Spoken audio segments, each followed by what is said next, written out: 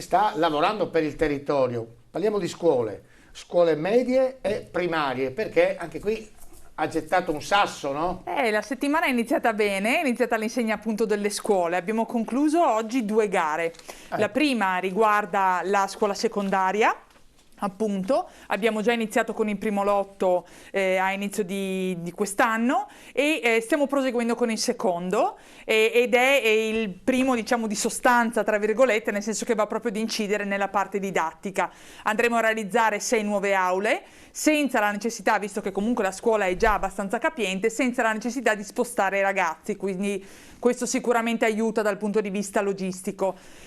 Non ci fermiamo perché ovviamente i lotti sono 6 in tutto, quindi abbiamo già, conferma di questi giorni, 1.750.000 euro da parte della Regione per il terzo lotto e non paghi, chiederemo a breve anche i 2,8 milioni per il quarto lotto, per poter andare avanti speditamente. È un'opera importante, dà un volto completamente nuovo alla scuola secondaria.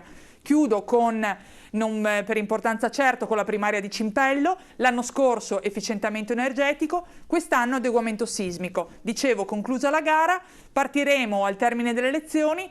Stiamo ora individuando, diciamo l'avevamo individuato a metà aprile, ma ci sono delle indicazioni da parte delle insegnanti, quindi stiamo cercando una soluzione che possa andare bene a tutti per i ragazzi per il prossimo anno scolastico. Chiudo, direttore, ricordando domani sera il primo incontro con i cittadini, Cimpello, ore 20 alla Proloco. Grazie a Canton, grazie, sindaco di Fiume Veneto, Federica